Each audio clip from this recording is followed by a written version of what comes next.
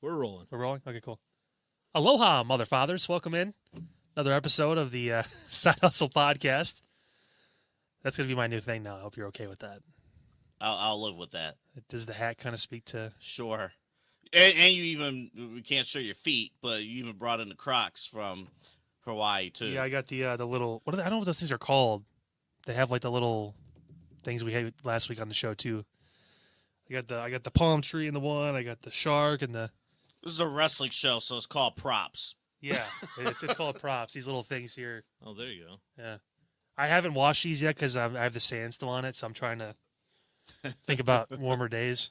Though I came back and it's actually not that bad here in beautiful Cleveland, Ohio. Yeah, how about that? It was when I first got here. It was snow on the ground, but now it's all melted, so that's good.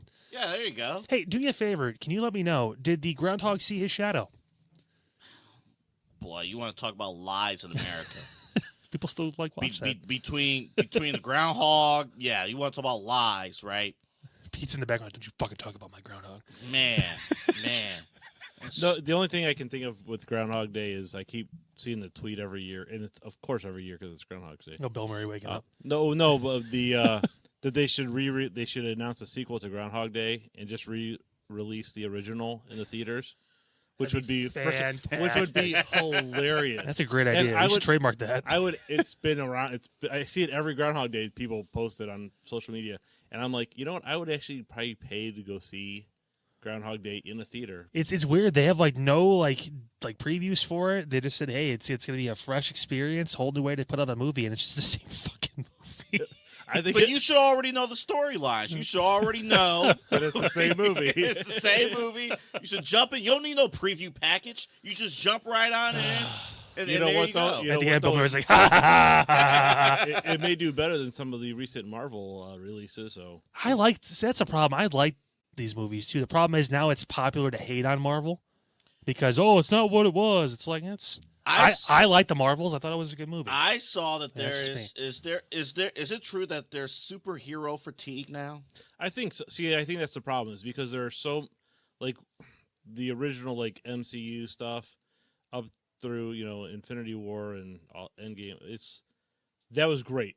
And it was a big crescendo too. How do you follow up one of the best movies of all time? And I liked Guardians 3. I finally got to see it, and I like that. Yeah. But there's great movie. There's so much content, and the problem is when you have so much content, it gets weak because it gets spread so thin that it's like they're pulling superheroes out of there. That's like unless you're really into the comic books, which there are a lot of people that are. Yeah. But the problem is the people that are showing up and making it $1 billion movie, they're not. There aren't that many people that are that deep into the comic books, and they're sitting there going, wait, who is it? Isn't this like this other person? Because you have to admit, in the comic books, and I'm not a huge comic book nerd, I'm not, but there are a lot of superheroes that are really kind of similar. Yeah. And I'm not saying DC versus Marvel. I'm just saying that Marvel itself. Right. Isn't the idea of comic, because my uncle is huge, in the comic books. I remember when I was younger, going to the attic, saw the whole box of comics that were like in plastic, don't touch them, anything like that, from like the 60s and 70s. Isn't that the entire point of the comic book universe? Is to keep diving in, and there's more stories, and there's more things to do. It's a challenge too because, like you mentioned, you made like the Avengers movies, like the big ones, like Infinity War and like all that stuff, and then the first movie after that, I think was that Spider-Man, or was it kind of in that time frame, or when they put No Way Home out, or whatever it was? It might have been. And you had like the big stars making comebacks and stuff. And so No Way Home was a fantastic really movie. Good. It was a great movie, that Spider-Man. So the problem is now, like, you're expecting every single one to have to bring it. And if it doesn't bring it like that, you're kind of like, oh, well, it kind of sucked. It's like, well, I don't think the movies are bad. It's kind of to your point. I think we're just so used to now it's got to be this crazy, big, huge thing. And if it's not a huge, big thing that plays a major part in a story, it's like, well, what the fuck are we doing here? Well, I think it's in comparison, right? So that's the problem is you've got to go bigger, you got to go better. It's got to be more, which basically, and the budget has to match too. Yeah. Right, and the problem is because they're going so deep into the well that I think people are just like, yeah, I gotta watch something else. Well, too, at this point, they're kind of hitting the reset button because it's a whole different set of heroes at this point too, right? I guess. I think, but that kind of like takes some people off too because they're like, oh, it's just a. I miss Robert Downey Jr. or whatever. It's right, like, yeah, what? Yeah. Well, but my wife loves Iron Man. That's her thing. Okay. So I mean, Yeah. I just enjoyed the entire thing, and I like the shows and stuff too. I don't mind having a lot of content because it's nice. It means I have something to watch. And we relate to that too because that's what we watch. We watch all the Marvel movies. We watch all the shows. But we watch our versions, though, right? We watch the ones that we liked, initially, right? Like I heard people like, "Oh, that's not Toby. That's not Tobey Maguire." I never got what? into the movies as much until they actually started making it all connected like this. That's when I started paying more attention to it. And obviously, she likes reality TV. I watch fucking wrestling. So it's like, we don't have a lot of things we watch. Even though they're kind of similar. they're really similar in scope. Speaking of going bigger and better, something's going on this weekend in Perth. Oh, yeah. I forgot there was... I'm bringing us back. No, way to bring it back. Yeah, we're going to talk Elimination Chamber. You know what was funny, though? That's how people reacted to All-Star Weekend. It's like, it's a big deal. Big deal. And then the weekend happens. Wrong podcast to get me started on that. The weekend happens, Oh, I have solutions. I do have solutions for these. I've seen some things too, and you can just not do it. That's always a plus. Do it. They should still do it. So I'll say something really quick. Yeah. The Rising Stars game should be the All-Star game. If you want competition, you want the kids to play and show out and make new stars and move the game forward.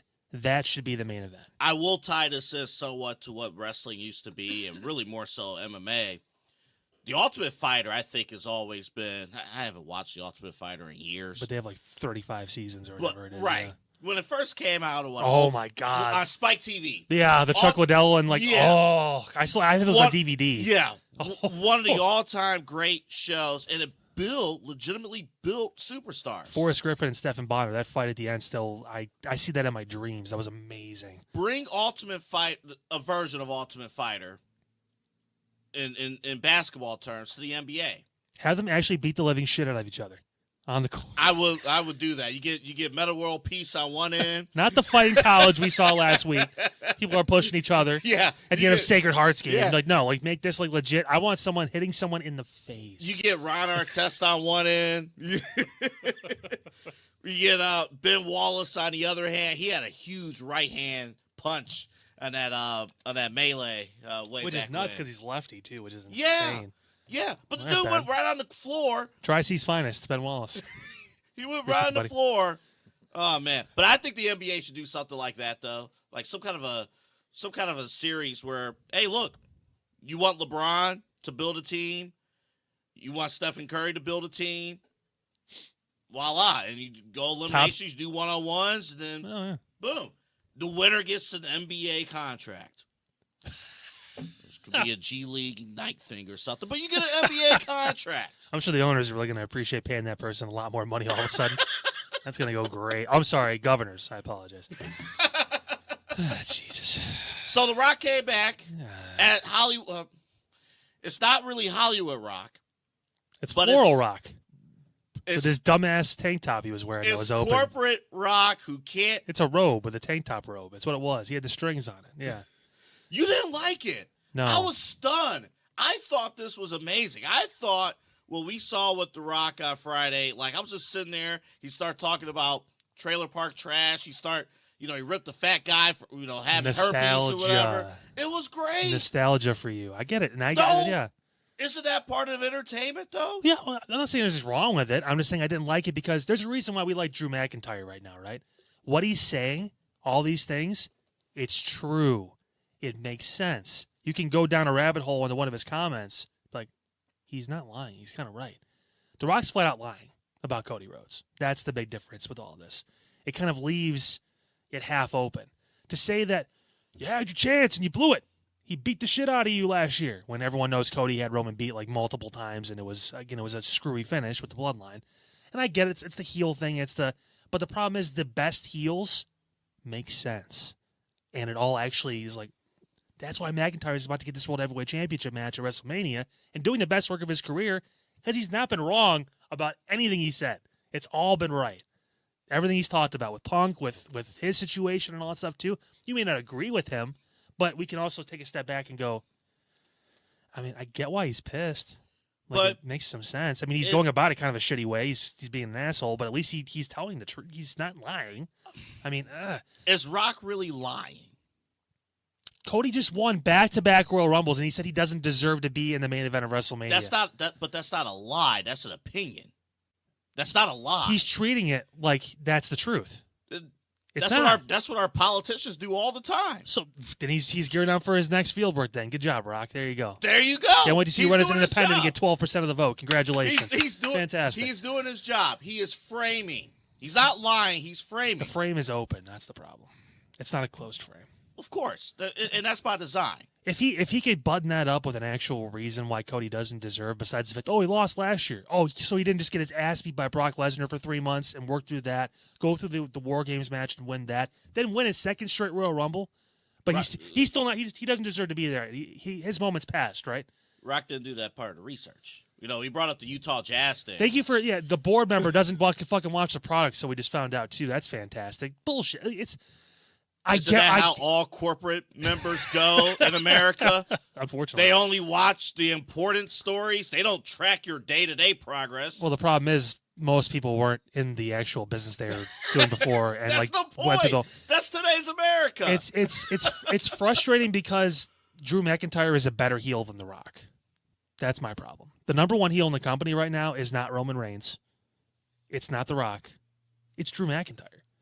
Well, if that's first off, if that's true, he's also getting bigger pops than a lot of the faces right now. McIntyre is because again, it's all rooted in truth. I thought you were saying he was getting a bigger pop than The Rock. I'm like, no. When The Rock first comes out, he gets the pop, and he's got the catchphrases and all that bullshit. Like The Rock he had the audience in Salt Lake tied up to his feet, like he had it locked in until they start talking about Cody, and then that's where people chant Cody's name. But it's fine.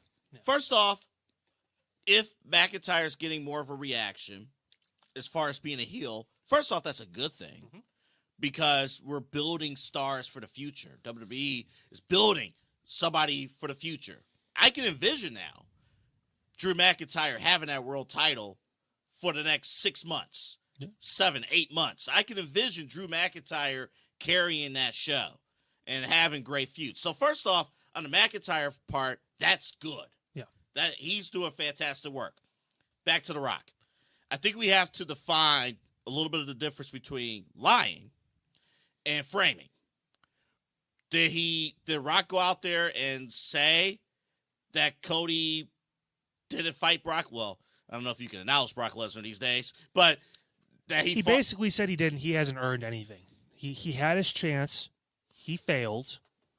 So you don't get it. You don't get another chance. He basically said that's not how the story works. And then this is the part that bugged me. He used the 49ers but the 49ers lost in the Super Bowl and worked their way back to that moment and got back again and then also lost again. But it didn't make sense. I will give you that. It's been a full year. It's a champion. It's like if the Heat lost the finals last year, they're not going to come this year and say, "Oh, well, we had our chance last year. We can't get back there." It's like, no, Cody. He said the 49ers picked up their bootstraps. They moved on. What's Cody been doing? He hasn't talked to. He caught Roman Reigns one time, and there was that one SmackDown when they were tag team champions or whatever it was. He didn't bug him. He moved on. And then he came back because he earned the right to be back in that conversation. That's the whole point of this whole thing where it's like, dude, you sound like a fucking idiot. I do think there was the analogy that he used, though, I do think there was a missed opportunity because I thought when he went with the Utah analogy, what I thought he was going to say was, Utah Jazz, Michael Jordan came into the building, picked up their bootstraps, moved on, and then next year got beat again by Michael Jordan, and then they didn't even make it back. They never got back to the finals. And then they never got back. I thought I will admit, I thought that Rock not saying that was a little bit of a missed opportunity because then you could have said, well, Cody has another shot, whatever, and just like the Utah Jazz did the second go-around, he's going to fail just like they did against Michael Jordan, and that'll be it. But they only played him one time in the finals. They didn't go back-to-back. It was one time when they were done. Mm-hmm. So the analogy would have made even more less sense. I know. Yeah. But again, using the sports references like with the 49ers, it's like, dude, so what you just basically said what the 49ers need to do is because they lost the Super Bowl is to move on and then not get back to the Super Bowl again because they lost their opportunity. It doesn't. This is my problem with the promo. I get like the pops and the slap the herpes off your face, whatever. Like that's funny. It's great. But his actual content in the promo, The Rock said a lot without saying a goddamn thing. And that's the problem. And I get it's a long-term story we're building here because we have a couple months until WrestleMania. But we're guessing now, like, oh, what did Cody say? And again, we're supposed to ask questions, and we're supposed to kind of. I think we are asking questions. Well, we are, but the problem is he's not making sense in the moment. You could have tailored that promo differently to where it actually made sense. He sounds, and I'm being honest here, like he's losing it a little bit to me.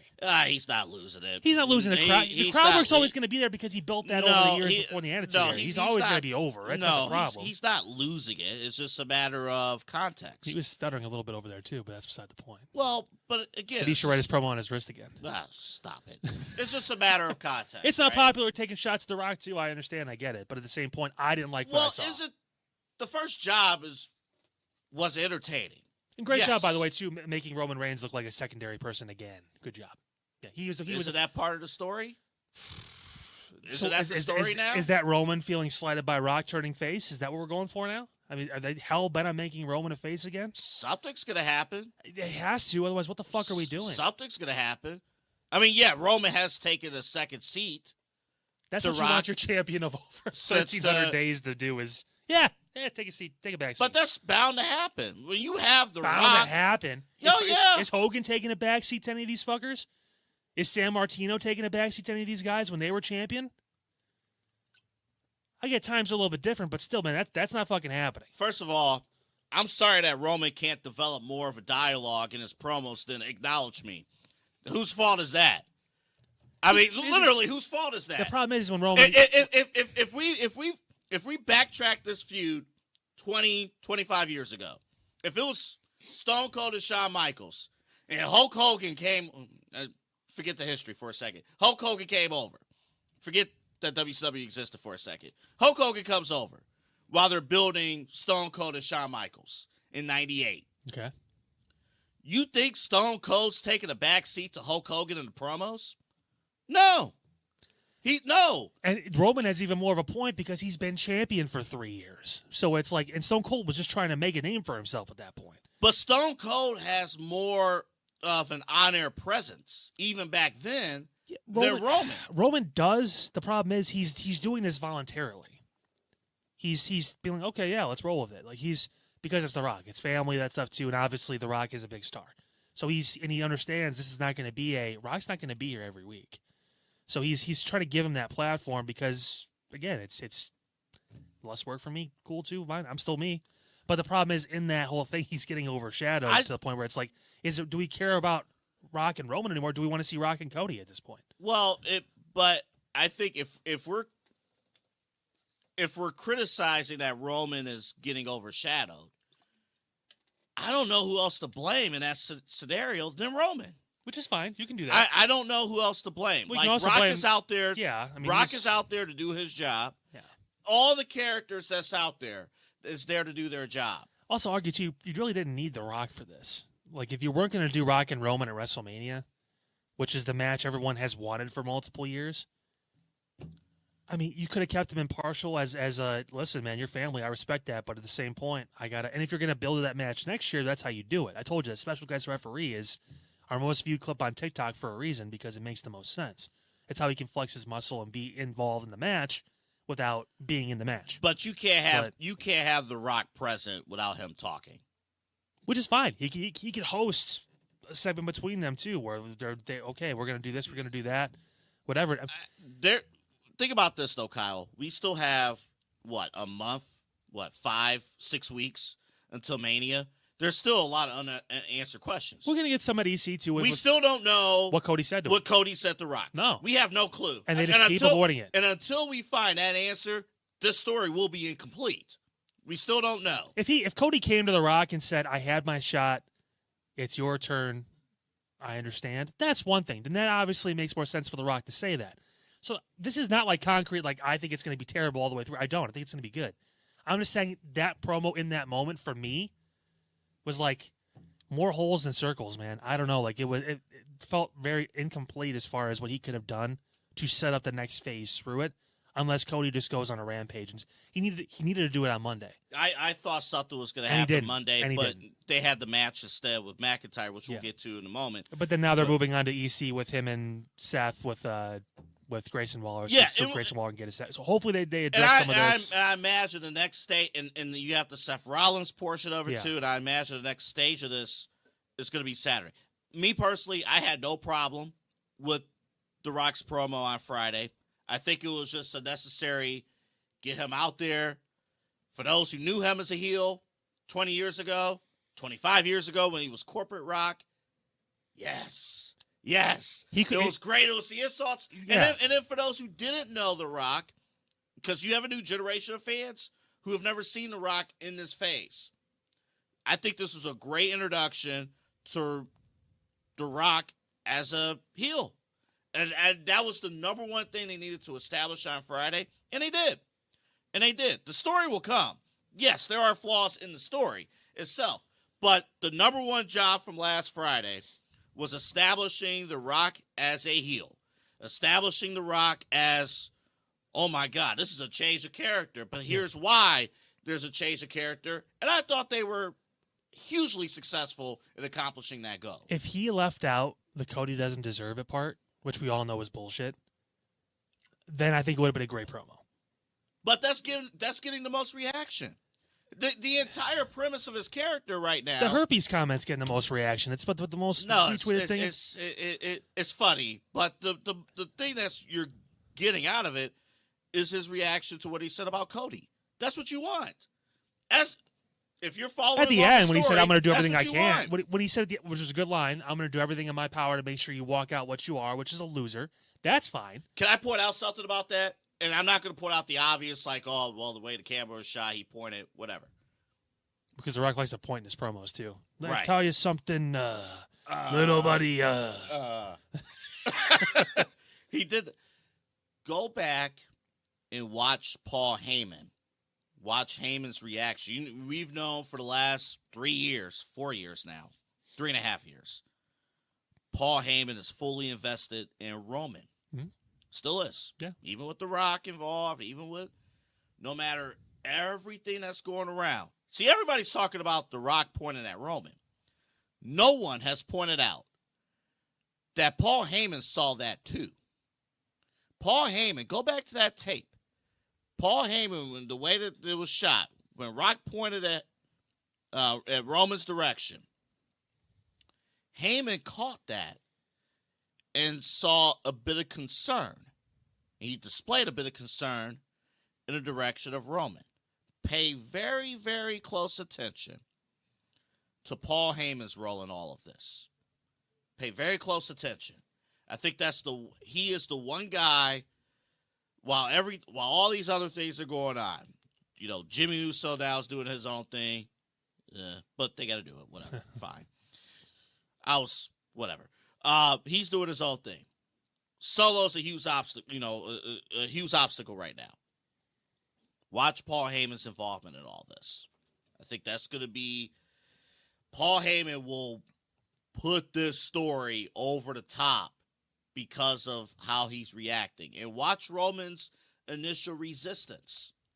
Because at some point, Heyman's going to try to say, hey, Rock is not really here for you, Roman. He's not really here for you. You're the undisputed Universal Champion. You've been here for 3 years. Why are you, like Kyle mentioned a little bit ago, why are you being overshadowed by the hell to the chief? Just keep a close eye on Paul Heyman. We also know who you're voting for in the next election if he's running. Start the music right now in the background. Oh, man. How about that? But all in all, pretty cool for The Rock just to come back as a move that Vince McMahon would have made. Rock would have came back just as it would have been 2015 all over again in Philadelphia. That Royal Rumble. It's a little different now because Roman's in a different time in his professional career too. People are not upset to see Roman. They're still, even though people bitch about his reign being super long and he only wrestles like 3 times a year, like still like they're like, hey, when he's there, it still feels special. I mean, the promo just left a few things for me where it's like, you could have done something else. You still could have talked shit about Cody. You could have played up the fact that he lost to Roman, that he's never been able to find his way back until all of a sudden now he gets a chance to Royal Rumble and he happens to win it. Like that's like you're disallowing all the stuff that he did for the past year. Like he just sat there on his ass and was waiting to just challenge Roman again. Like he didn't actually work his way from the bottom all the way back to the top where he is. And well, like you said, it's up to Cody to. He's got to respond. He can't just be like. I'm waiting for Cody and his fans is waiting for Cody to respond. Like, do something. Yeah. You got slapped by The Rock. You got, Solo, ended that match with McIntyre. Like, do something. Stop letting other people fight your battles. Just want to point out to you, by the way, my WrestleMania card is looking fantastic. It is. It's coming together. Except for Cody and Seth and Brock and Roman, which is unfortunate. But the main events are a little shaky. But the USO match is going to happen now, which is great. I have the main events. You have everything else covered. Go figure, right? I also love my Big E prediction against Gunther. I'm just saying. Looks like maybe we're going to get him back because now Imperium and New Day is going to have that street fight next week. It's lining up where it's like who's either Sheamus or Big E. One of the two is going to show up. Probably Sheamus. But nevertheless, I'm hoping Big E surprises all of us and shows up and makes it a full thing. So, we'll see. We'll see what happens. Fingers crossed. Missy buddy. So, last Monday, Raw opened. And I was a little stunned by it. I was watching a little bit of the Daytona 500. I was watching Daytona. He made a left turn. He made another left turn. No, you turned it off for 20 minutes. You ain't going to miss a damn thing. Honestly, though, the commentators were actually keeping me locked in. I'll be honest. Like, it wasn't like the same boogity guys. It was Walter. It wasn't. It was a few other guys there, and they keep me locked in. As you can see, that's where my NASCAR knowledge ends. Boogity. Let's go racing. That's where it is. So it ends. I flip over to Raw, and I was a little surprised that they opened with Cody and Drew McIntyre. Well, the IC title match had to be the main event, and then it makes sense. But I'm thinking at the moment, like, oh, that's the main event. Okay, cool. But Raw opened with this elaborate video package, breaking down why you should be locked silencing your phone when we were on a podcast. Sorry about that. I thought it was my phone there for a second. No, that was on me. You probably got the alert too, but I didn't get the alert. What was your alert? It was something about Alabama. Dirty play. Alabama's Muhammad Wag strikes Florida's Alex Condone in the back of the head while trying. What is up with all these fights in college basketball now? Good. They're listening to you. More physicality. We talk about that with the NBA game. Whoever knocks you out gets an NBA contract. Hey, G League, baby. G League. Stay in college. NIL is worth more at this point. Man. I want to play this clip here. Pete was nice enough to put it in here from Ice Cube's son. Big wrestling fan, O'Shea Jackson Jr. Mm-hmm. And he is I think he's a very knowledgeable wrestling fan. Yeah. But he's had some critiques about AEW in the past. Reasonable critiques. Like, not like, oh, they suck just because they suck, but reasonable things. And I think one of the big things I mentioned, Cody and Drew McIntyre, a pre-match promo to a video package. Hey, we might have a new audience. This is why you should be invested in this story, this match. Meanwhile, tonight before the taping of our podcast, FTR, Moxley, and Cesaro, they're in a tag team match. They just open with it. No package, no nothing, no anything. Now, the match was nice, but I don't know the story. I didn't know the story going in. Why are they fighting each other? Why are they fighting? Why should we care? Yeah. What's the point? Take a listen here. Chris Van Vliet on his podcast, Insights with Chris Van Vliet, had O'Shea Jackson Jr. on his podcast, and here's what he had to say. Take a listen.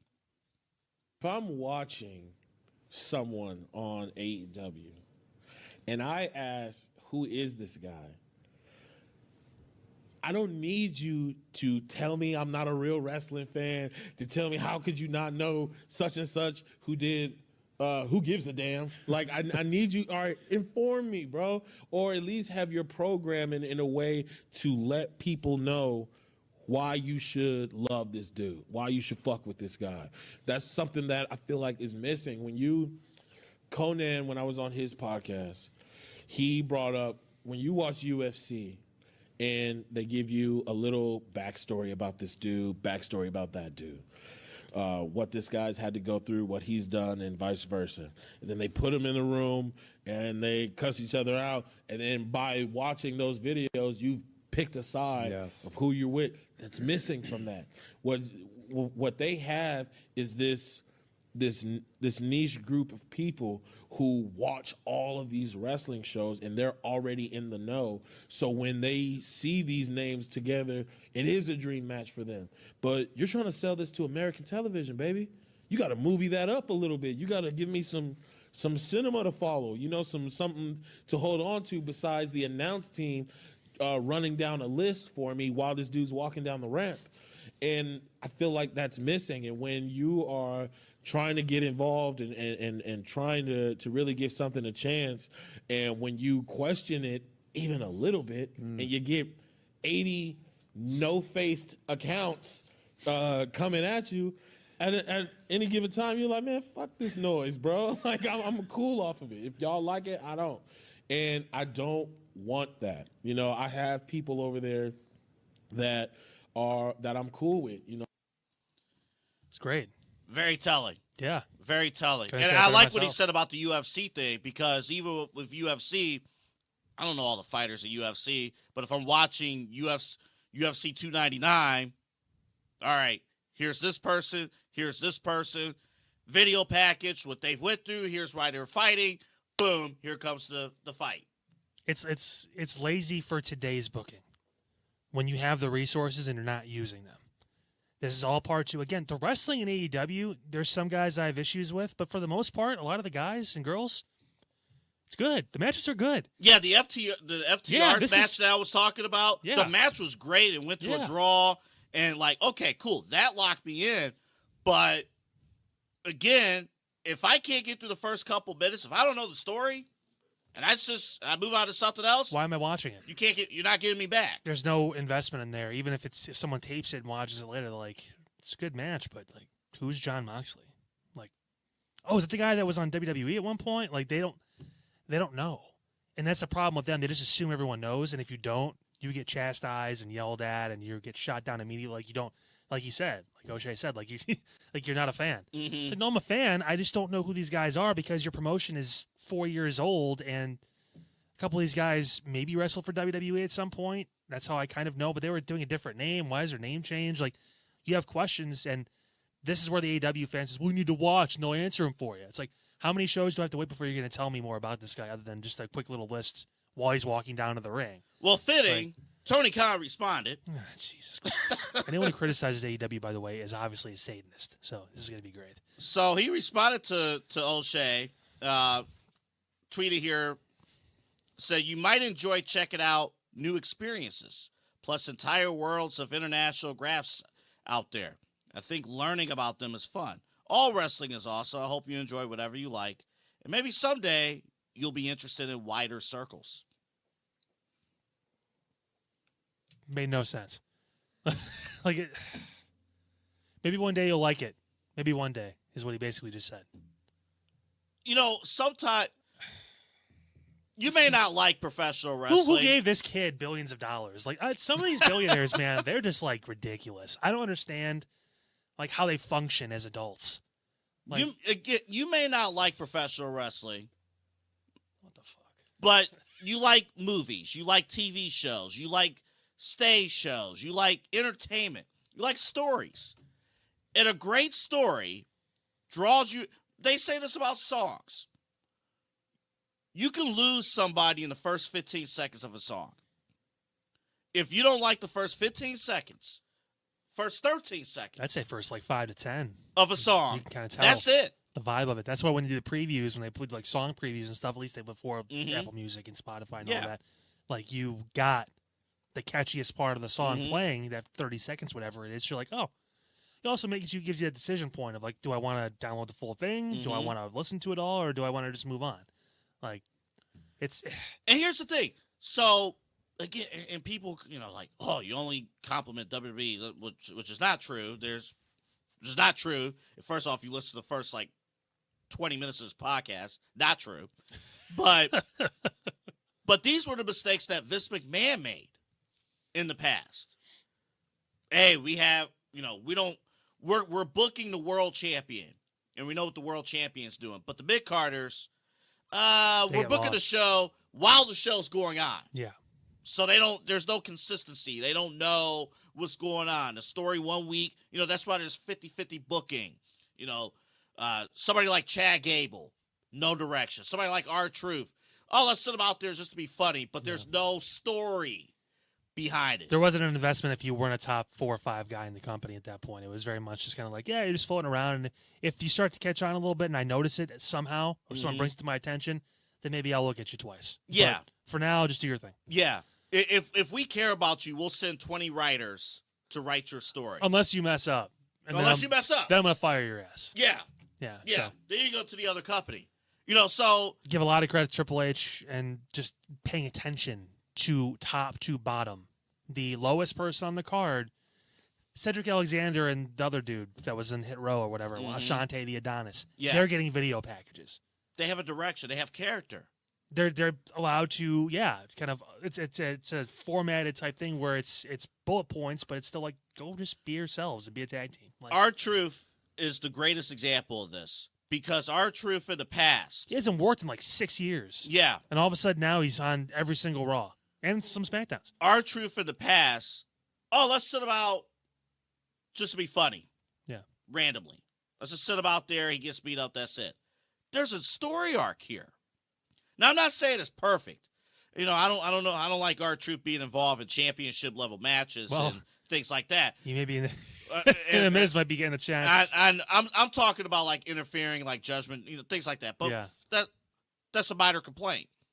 But the fact that there was a story arc, the fact that they're using an actual journalist in Jackie Redmond to do investigative journalism. Amazing. This is how you do comedy correct, by the way. And again, I'm not saying WWE's always done it right. They've done it wrong a lot more than they've done it right. But in this situation with R-Truth, having those sprinkles in of that's hilarious. But making it still feel like it's important. Yeah. Giving it that time. It's almost like the Sami Zayn story. Yeah. Even though technically R-Truth was never really in Judgment Day. Sami was in the bloodline for 5-6 months, whatever it was. It's recycled but a different flavor. Mm-hmm. It's a chocolate storyline, but we're getting a little bit of vanilla on the side. Yeah. Where it's it's a little bit different, but it feels the same. We're still getting the same emotions out of it. We feel like they kind of fucked him over. What the hell's going on? And Priest showed love for him, and it was hang out, whatever. Then eventually ties break, and they're going to have a match at some point, I'm sure, to make it all a full thing or whatever. But still, it's okay. But this is why, and these are if Tony, and we're starting to see stories now. Again, if you've learned anything from this week, don't believe everything you see on the internet. You got to tell them that now. You might get a news story about a video package that aired 10 years ago. You did not see that story? I don't have any social media anymore. That's good. That's good. One of the more famous wrestling insiders reported a story. He saw a video package from The Rock and Triple H from 10 years ago and reported that as news.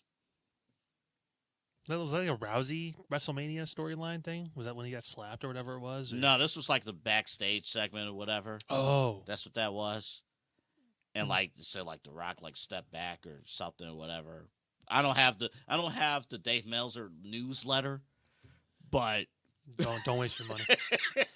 Sorry, Dave. Yeah. But yeah, and the AEW newsletter is what you meant. Yeah, the 5-star.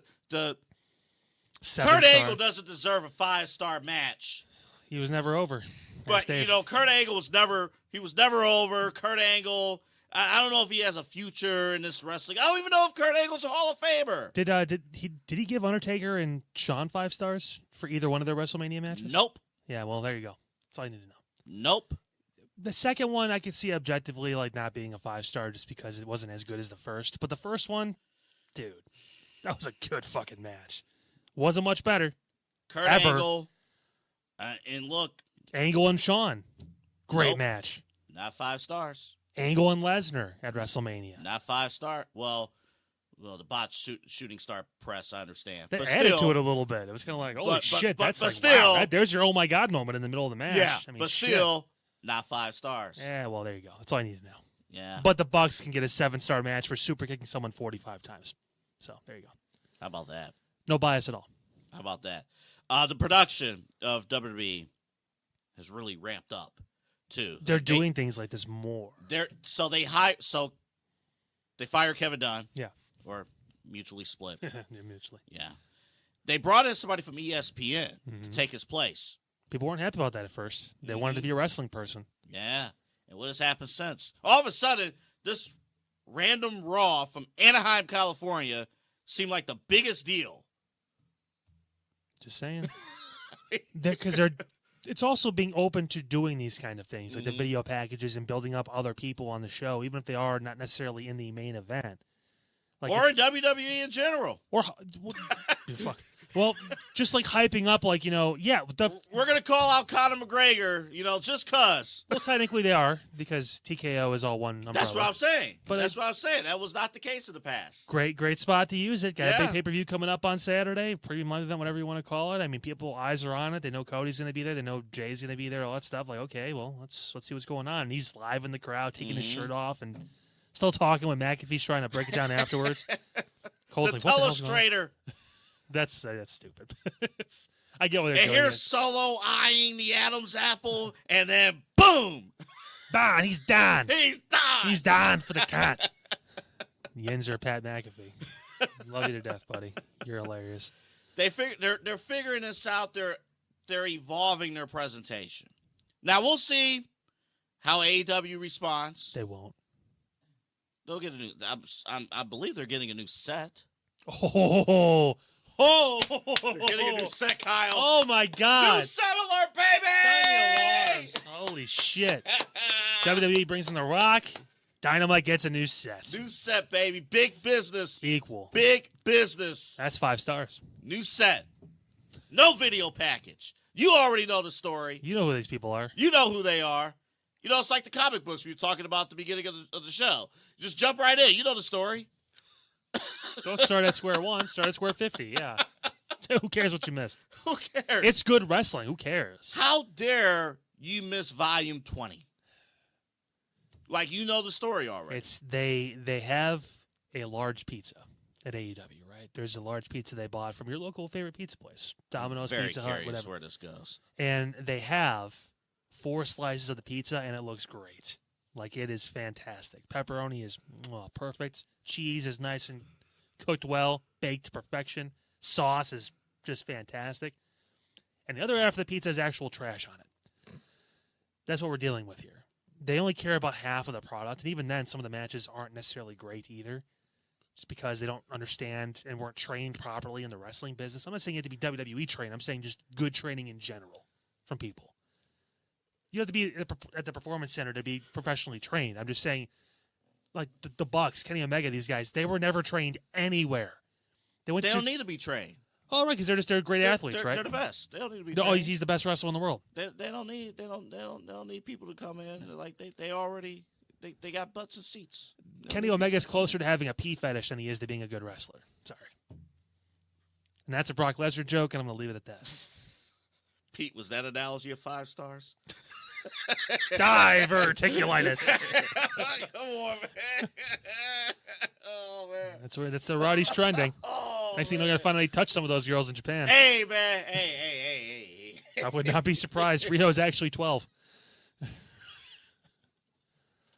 He gets it. You don't, Pete. That's fine. This is now my goal every week in the podcast is to make Double A have to leave the set. Come on, man. Man, that's not, man, that was not right, man. It doesn't have to be right if it's true. Man. Just saying. Man, you ain't right, man. Trying to give my 5-star review. What's going on over there? You ain't right, man. You are not right, man. It's like the I had to give them 5 stars because the app wouldn't unlock all the way unless I gave them 5 stars review. That's what the fuck we're doing over here. Oh my God. What was Brock Lesnar doing again? Somebody put up a tape of his Minnesota Vikings tryout. I mean, he's a beast. The problem is everyone else in the NFL is a beast too, so it's kind of tough. Man. I think Brock would have done better now. Honestly, Yeah, in he the would NFL. have.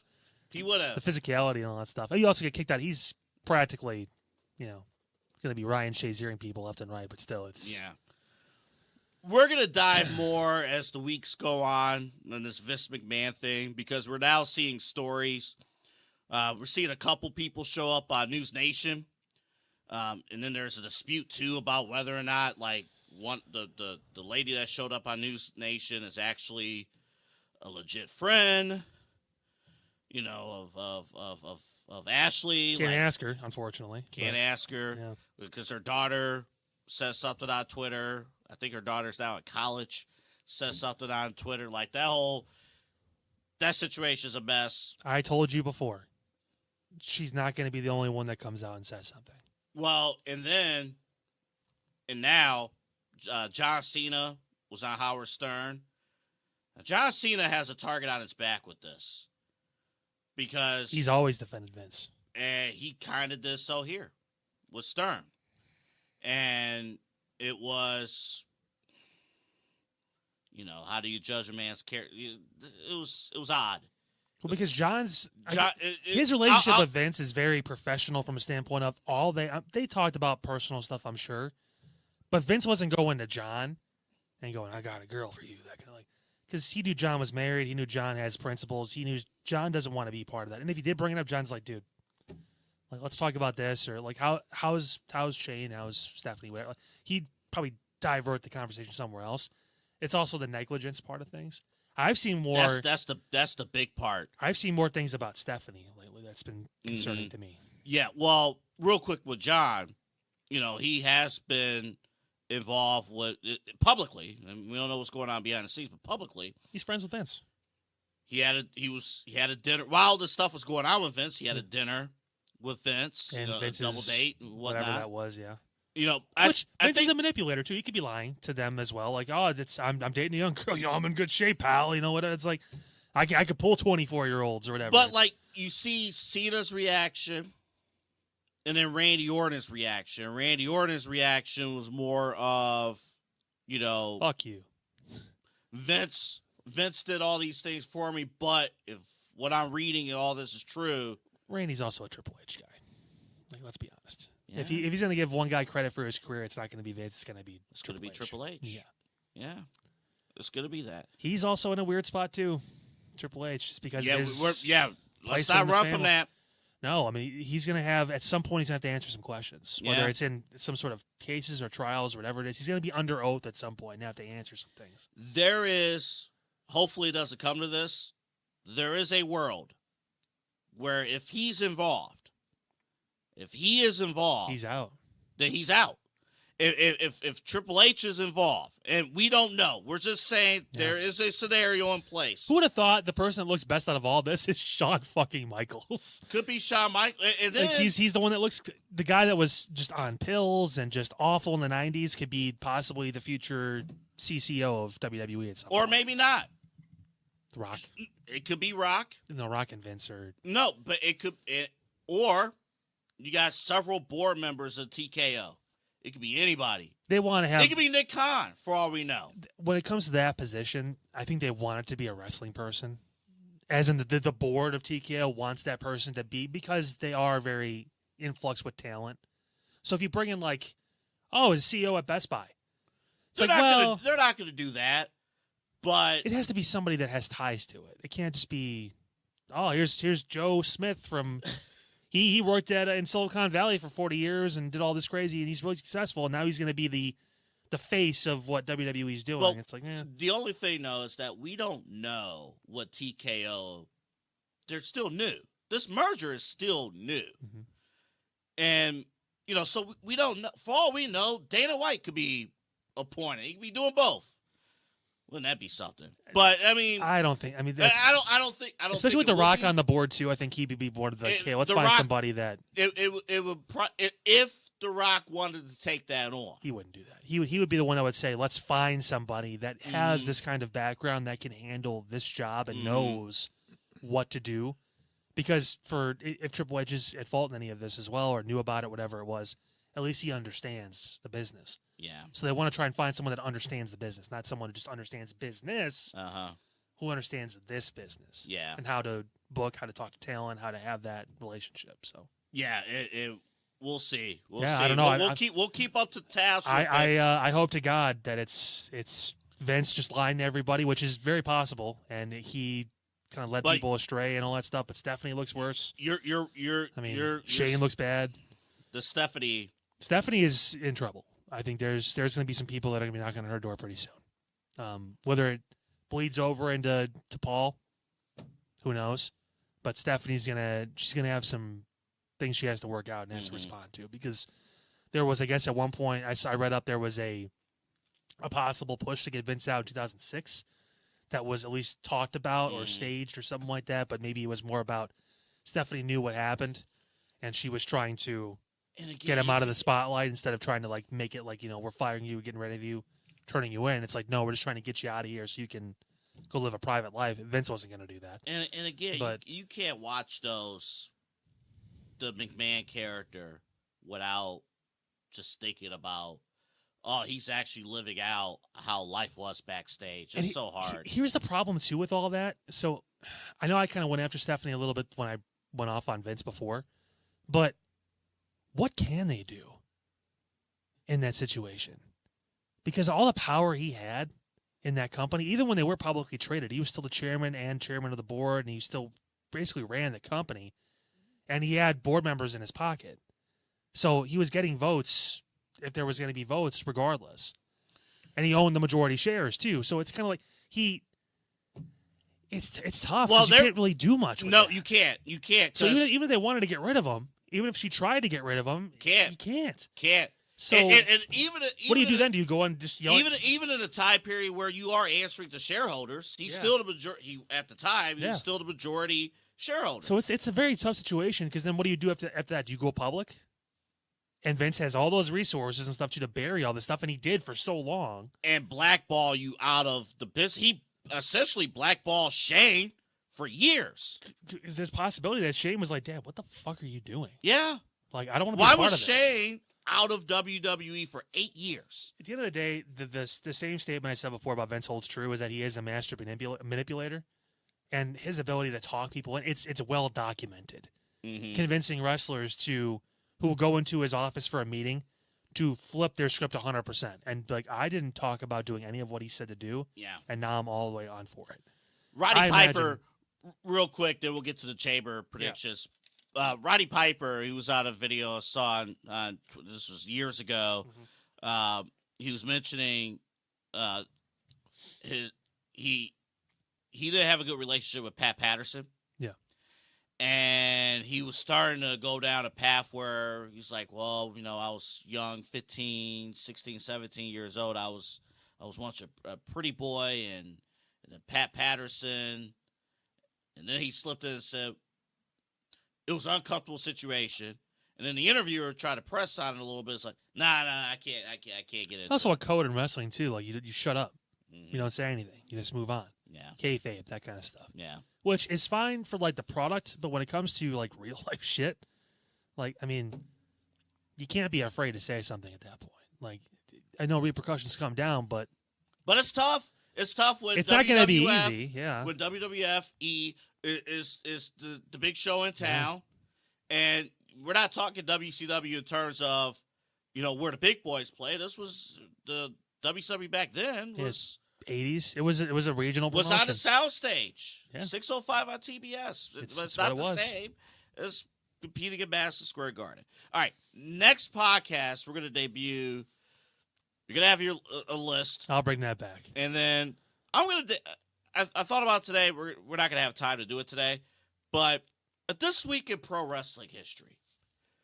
How far back are you going? Well, I was going to go back. We're not going back too far, but 10 or 20 years. Which is still in the 2000s, which is nuts, by the way. I know. We're getting fucking old, dude. But that's crazy. You He's look looking at at me like, shut up. But you look at some of the wrestling cards. Like I pulled up on PW Torch an old TNA live event card from 10 years ago, and Is McIntyre on that card? no, Nick Aldis Oh, yeah. Yeah. is on that card facing Samoa Joe. Jeez. They had a world title feud back then. There you go. I mean, so just think of some of the names. And Nick Aldis is only like 37, 38. Yeah. He's still young, too. I can't wait for him to Yeah. wrestle at some point. I'm curious to see what he looks like. And like think of like some of the names, like Chris Sabin, some of the old X Division guys, Mr. Kennedy, or sorry, this is TNA. Mr. Anderson, Yeah, you got to get careful. was still on Real that names, card. real names. I mean, it was crazy. And then they had another card from 20 years ago, an old Ring of Honor card, where CM Punk was in action. Danny Bryan was part of that, I'm sure, too. Yeah. Yeah, it's just the Briscoe brothers. Yeah. Rest in peace, Jay. Like, it's just all that going on. It's great. You know, like, we go through the week-to-week wrestling stuff, and it's the same with reality shows, same, everything. And, like, you don't realize, especially with wrestling, because it's not every week, 5 years could go by just like that in professional wrestling. Look at Roman's reign. He won the title yesterday. It's been 3.5 years. Yeah, it's crazy. I was still getting used to the full beard. I was used to the goatee. Now he has a full beard. I don't know what's going on. Beard oil. He's got LeBron's The Shop. Stuff he's using, probably. It's amazing. I need to use that, too. I'm getting a little patchy on the sides. Speaking of Nick Aldis, him and Adam Pearce, they put together, we talked about you heard all of what you had to say last week. Yeah, we're sorry about that. Double A's, he's got some issues at home he's got to work out, but yeah. I don't speak that language. I'm sorry. Match. It wasn't that bad. It wasn't. The first 3 or 4 seconds when he talked, it was like quiet, and then all of a sudden, and then I said, "Fuck that bitch!" Like, who? They did a great job with the qualified matches. So let's get to it here. Yeah. So Elimination Chamber this Saturday. If you're on the East Coast like us, 5 a.m. 5 a.m. I'm waking up for it because I'm not going to watch SmackDown because it's taped. But I mean, and I kind of already looked at the predictions and spoilers. Yeah. But nevertheless, I love Drew McIntyre's logic too. By the way, on Raw, I gotta fly. Yeah. From the fucking like you're gonna make it in time from wherever they're doing SmackDown. Which, by the way, on SmackDown, watch if you do stay up and watch that and decide to watch EC later. They're not gonna say which city they're in on SmackDown on purpose because like it's the same city as last week. Well, with the commercials, they always say what city they're in. Yeah, They not this week. They're didn't do it not. this week. Nope, international show, baby. Nope. Same thing's gonna happen in France and all that stuff too when they have those PLEs. But I love I it. gotta fly bloody across the Pacific, and then I gotta face LA Knight, then face him again. Well, based on our truth logic, the Miz should have made it to Lexington, Kentucky in 2 minutes. yeah, what the hell's wrong with him? From Hollywood. What is he doing? Yeah, son of a bitch. All right. Come on, Mike. Here we go. Elimination Chamber match. Winner is going to face Seth Rollins at Mania for the world title.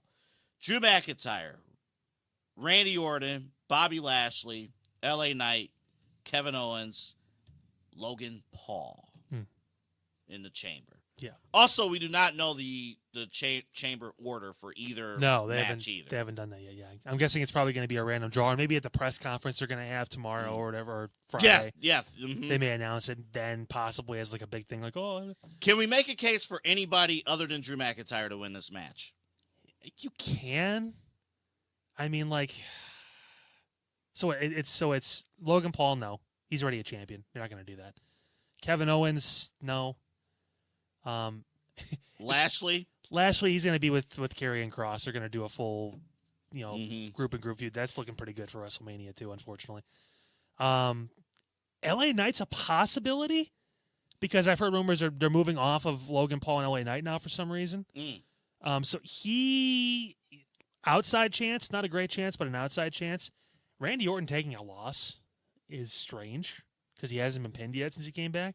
So he's going to have to lose. Yeah. Does someone interrupt and screw Randy over? I mean, how does that work? I mean, or who in this match? If they're moving Paul off of LA Knight, yeah, would he face Orton at Mania?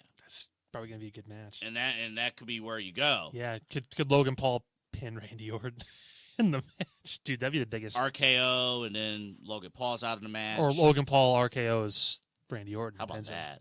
That'd be crazy. How about that? It's going to be Drew. It'll be Drew. It's hard to. And I guess like Randy could get pinned by Drew. That would make some sense because Drew's super over. He just beat Cody. Yeah. So I mean, like they're investing in Drew McIntyre. Yeah. Even Cody's second loss since coming back in WWE. Really? Yeah, because Roman was his first loss. Second pinfall loss. Well, he got pinned by did Lesnar tap him out or pin him?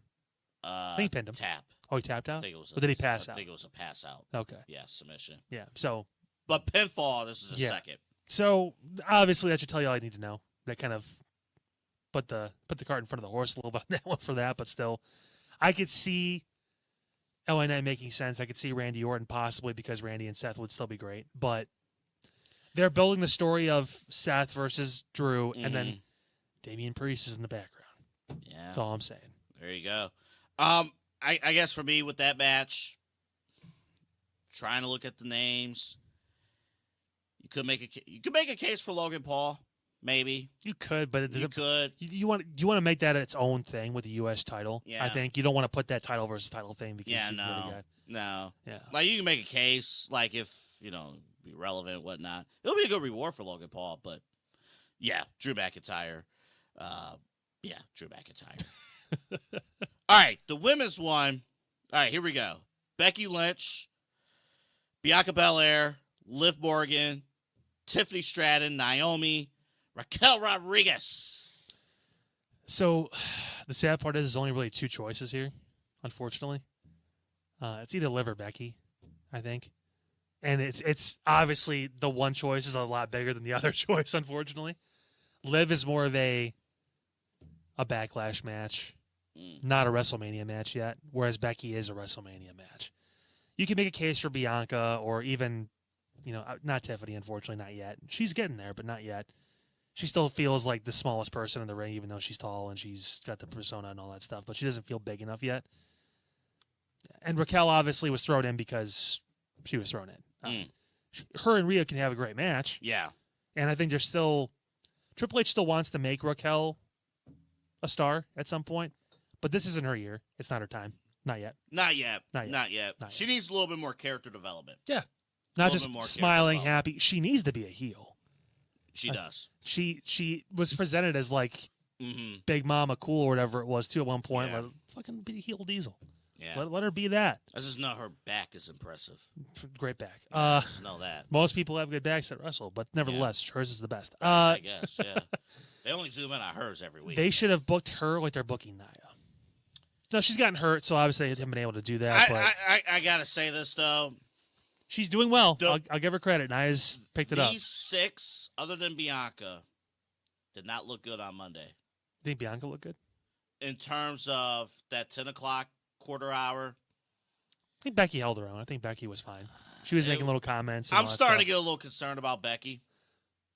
I'm getting a little concerned. I don't know if she's going to win at WrestleMania, but I think she's going to get the match because they want the biggest card possible. And Bianca is big. But I think there's another match that's bigger for Bianca. Yeah. And for some reason, she's not in the Elimination Chamber because they're trying to save her for a big moment. And that's honestly, Bianca and Jade would be insane. It would be. But it would be. It's like I said before, it's the Spider-Man meme. You're pointing at each other because they're the same fucking person. Except Jade actually may be a little bit stronger than Bianca. But Liv Morgan is actually intriguing in terms of winning this match. It's a story. It's a story. And it's it makes intriguing. sense. It's different. There's a little bit of a backstory. She explained it with Rhea, but to be perfectly honest, I didn't remember. Really? I didn't. I forgot. It was a full thing. They were like a meme all over the place. They were getting real popular too, and that's I think when something happened where someone got hurt and someone had to go away for like a month, and that's when she ended up getting Raquel as a partner and they ended up winning because that was originally going to be Rhea. Yeah. And that turn ended up being Rhea going into the Judgment Day because Edge wanted her in there, and it was a full thing. Yeah. But, yeah. Liv in this situation. Not yet. Yeah. She needs to build it back up. I think she'll be in the final 2 or 3, but I don't think she's going to win it. Unfortunately, Any chance for Bianca? No. Any chance? And my only scenario would be if you held off her facing Jade. and you go this route. You go Bianca and Rhea. I think somehow at Becky Mania, has and to be in the Becky. match. Yeah. But then you have Becky and Jade at Mania. So at that point, yeah, you're full on at just burying Becky then. Because then that would be abandoning the plan a little bit here Yeah. with Becky. I don't that story is essentially saying, Becky, you're down on your luck. Jade is a heel, a mega heel at that point. Becky goes into that match at Mania instead. Here's a fun question. But then the problem would be, if you go that route, Jade would almost have to win. But Jade's gonna win at WrestleMania. But that would be at the expense of Becky, and then how would Becky come back? And Exactly. yeah, I think also this is good for Jade too. What's the bigger win at WrestleMania, Bianca or Becky beating which one? the bigger win. The story and the win, and to build to future I think those matches? are two different questions. I think the better story is her and Bianca. I think it's a bigger The win bigger too. W is her beating Becky. I don't know, because I think Bianca's going to be bigger than Becky when it's all said and done. Because Bianca's that's an investment story if you ever face Jade, because they can run that shit back. Yeah. With Becky, it's like, yeah, huge win. They're both huge wins. But it would it's be like, it would be if they go that route, Becky and Jade at Mania. They know the bigger match is with Bianca. They're making fans wait. yeah. It's almost in a much smaller scenario. It's Like the almost Rock like and Roman Rock and and all that, Roman. yeah. You make them wait as opposed to giving it to them immediately. The problem is they already did the Becky Rhea stare down at the press conference, and they've made her feel like she is the person. Kind of like Drew. It just kind of feels like it's almost like, okay, they kind of have to do it. And you could make a case for a few other people in the matches, but at the end of the day, they've put a lot into this already, and they've invested in this kind of story for both of those. So it's kind of like you almost pigeonholed yourself a little bit with that. So a rarity with these chamber matches.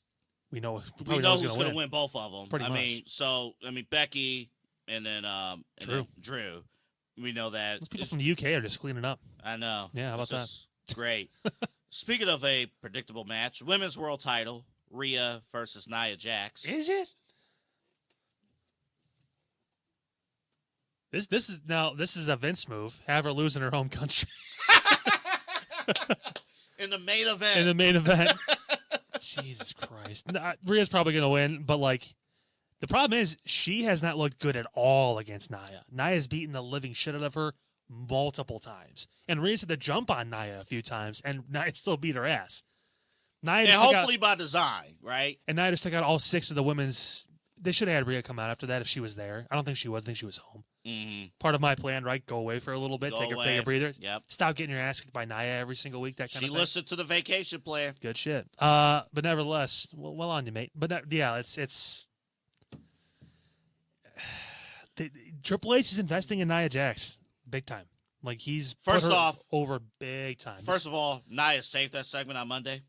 Yeah, she saved the segment. Because none of the other women remembered their lines. Becky was the only one that was like, you can tell that moment's not too big for her. Mm-hmm. And even Bianca, you can kind of tell, but she was even kind of like, eh. Well, so my WrestleMania card, I have Nia in the championship match with Rhea and Becky. It's possible forcing herself into that championship match. It's possible Rhea wins by some screwy situation, and Nia is able to get her way in with Becky too. I mean, that's very possible. Maybe, but you hope in this area, if match placement will tell everything, right? Yeah. If this is the last match on Saturday, then Rhea's gonna win this match. I think she'll win, but I think there's gonna be a loophole and an opening for Nia to be like, that wasn't clean. We're going to settle this the right way. We need to do it at the biggest stage. Because if Nia loses clean in this match, it's kind of a waste. What are you going to do with her? Yeah, you can't do you do Bianca, Nia, and Jade at that point? I mean, you can, but it's like... It's kind of a waste. You have invested a ton in Nia ever since coming back. Just to have her the lose. The entire story of her squashing everybody, legitimately injuring people, her, fans not wanting her there in the first place. Evolving now into actually she's getting pretty decent at working now too. She's got a lot more safe, which I give her credit. I don't know if that was part of her whole I needed to step away for a few years and kind of get my head right. Cause you could tell she had the talent. The problem was mentally she just seemed like she wasn't in there. Yeah. So now she's invested and she's in and she feels energized for it. Got an opportunity. Yeah. There's a chance. There's an opportunity. One more match, and then a segment. Judgment Day versus British Strong Style. Tyler Bate and Pete Dunne. Love the match. Undisputed Tag Team Championship. They need to split those damn titles up, like in the worst way. You did it. You did it with other stuff. Like I don't understand why the women's tag titles is one thing because there's less women's tag teams. At They'll least for do now. it when they feel like it. Probably after You WrestleMania. know how the tag teams work. It's every once in a blue moon we're heavily invested in the tag teams, and then poor Pete Dunne and Tyler Bate, man. Is just there's a story built in with Truth and Miz where it's like that's this probably going to seems be like honest. Yeah, this seems like they just needed a match to fill. and it's going to be a great match because all four of them are great workers. Mm-hmm. But yeah, unfortunately, probably Tyler Bate takes the pin. I imagine because they want to keep Pete strong. Mm-hmm. Don't be surprised if Pete turns on Tyler because the Bruiserweight was a heel. So True. he's this whole like thing is going to turn into more of like a thing. Yeah. So, I wonder if they sit on that turn until like after Mania. they but we'll could, see. but I mean, it's a way to kind of put Pete to the next echelon, next level. I mean, if they Yeah. really wanted to, and they have a good first feud for him too. Someone he's worked with a lot that he trusts, that can put him over too at a high level. So, And then finally, Cody and Seth in this preview on CBS Sports is Cody Rhodes and Seth Rollins to appear that's Seth Rollins. Oh my God. on the Grayson Waller effect. Colby Lopez is not happy about that. I know. So we're gonna have to. You mentioned earlier there'll be the kickoff press conference. Which I'm assuming they won't be a part of. Grayson probably will be, but they won't be. Probably. So Yeah. when this podcast drops, the press conference will probably happen. Yeah. But I guess what I'm asking here is that tag match at Mania going to be a reality? I hope not. Because And we're talking Rock, Roman versus Seth and Cody. if Seth was healthy, maybe. They're missing an opportunity here at Elimination Chamber to do that match. I get building it around Rhea. Let that match fucking open. Mm. If you're not going to be the last match, be the first match, right? Yep. Let that match open the show. That's the Brock Lesnar rule. Hey, It works. if I'm not in the main event, I want to be on first. give me on first. I could be in the flight home. Well, he actually did that for yeah. Mania 35. Yeah. He was in the first match. He did his thing, and he was at home before the Becky Lynch main event match. Which that's part of the process. The other part is to obviously let's start them off with a bang, that kind of thing, make it huge, that kind of stuff. You're seeing that, just wait till you see what else is coming up later, that kind of thing. Like Yeah. They've missed that opportunity, but they also couldn't do it because Seth's hurt. Mm-hmm. So if he was healthy, I think maybe that was a possibility to do that match at EC. But now we're kind of in a situation where you're going to ask guys coming back from that knee to work twice, back-to-back days. And Yeah, that's just irresponsible. it's not. I don't think Yeah. it's going to happen. Also, Seth being his shield, great line, great idea. He's hurt. Well, that doesn't stop, AEW from still using Adam Cole as the reveal, and he was hurt during, and then He can't wrestle for 6 months, so it's like, oh, it's great. We'll But, see you guys in July when we can. he's there with Warlow and everything. The problem is, Seth said, "I'm going to be your shield," which it insinuates I'm going to take some damage for you at some point. Correct. I'm already damaged. Good. Hell of a shield if you're limping up to try and fight Solo Sikoa. It's going to work really great for you, buddy. You have to find Also- another shield. Also, it's strange from the standpoint of I get why Rollins is involved too, but the story of Rollins and Cody don't like each other, and that's legitimate. Right. They've built respect, obviously. Mhm. They're working together now, and Seth seeing Cody. That's true. I think that's true. Right. But still, I think it's clear to bring this podcast full circle and to bring it home. I think it's clear. there's so many questions about this. I think it's clear that there was a vision in place, and Whoop! it got sidetracked. It was Rock and Roman. It was going to Cody be and Rock Seth, Roman. yeah. I think it's clear Oh, of that it was course. going to be Rock Roman. Kudos to you, the people, for telling them to get their shit together, and they should have pulled the trigger on that match like 2 years ago. And Rock, to his credit, to TKO's credit, because I don't buy the whole thing like Triple H did. Triple H had a vision of where he wanted things to go. And then Rock came in, was on the board, heavily sold. Like, I have one shot to face Roman Reigns. This is the match that everybody wanted. And I honestly believe Rock, to bring it back to what we talked earlier, Rock probably didn't watch the product for the last I don't believe that. several months. I think he pays attention. Those kind of guys, even like Cena and stuff too, they pay attention. They pay attention. Especially if you're going to be a board member, you kind of want to know what the hell you're going to be. They know what was going on. Yeah. Like, they know the wrestlers and stuff. But I think he was locked in for years on facing Roman and having this match. He wanted to do it last year. It should have been 39. And he wanted Hollywood, whenever. 39 last year. Yeah, that should have been He wanted to do it last year. Perfect time. Perfect setting. But the timing didn't work out because the Cody story was hot and they were talking about it. But they figured, well, maybe not this time. And that's why they were probably going Rock. And TKO was probably thinking we could do Rock Roman.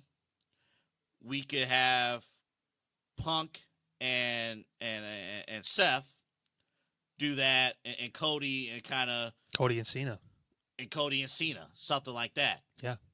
Well, that makes the question too. Like, so if Cody was always the plan to win the Rumble, like, where was Punk fitting in? Was there going to be a match with Stone Cold? I mean, what was going to be the pull in for Punk at WrestleMania if he wasn't going to be involved with that? If it was always supposed to be Cody that won it, because that's what they've been saying. It was always supposed to be Cody that was going to win back to back. But then he was going to face. But he was go going to face face Seth. Seth. So what the fuck? And then what about Punk? Or was it about Rock finally saying, "I do have some time," and it was too late for them to change their plan? So it was like, "What do we do now? Okay, we pivot, and we can make it so Cody faces Seth." And then, but the pivot still doesn't explain. Cody talked to a council. He took counsel with a bunch of people. He took counsel with a bunch of people. Including what did Rock say to Cody during the week? Yeah. And then what did Rock say to Cody in the ring when they hugged? Because they were smiling. And Cody left the ring. What was said? Here's the thing. They don't have, we might not get an answer. If they don't have an answer, I think everything you said earlier in the show has some truth to it. Because that's the foundation of this entire story. If we never get that answer, then what was the whole point of all of this? That's what I'm saying. And this could be a 2-year story. Because it's going to culminate in Rock Roman next year, but where is this all going? Yeah. Oh, and then finally, before we wrap, Cleveland Scene reporting the tax credit with WWE. I have my issues with Cleveland Scene, but that's beside the point. Yeah. $1.5 million. State of Ohio. Over to the state of Ohio, WWE. So we talked about it. SummerSlam could be coming here to Cleveland. We don't know yet if it's going to be Brown. If it is here, if it's going to be Brown Stadium or Progressive Field. How many people can they fit inside Progressive Field? 37, 38,000? 37. And then some more on the field. Yeah. So probably 40. You can get close to 40, I would think. Yeah, you get 40. I don't know, but they were in that Nissan Stadium last year in Tennessee. Detroit last year. Or Detroit. They Ford were Field. they were in Nissan 2 years ago. Okay, yeah, so because that was damage control and all that stuff. And so they were at Ford Field last year. Yeah. Right? Probably Brown Stadium.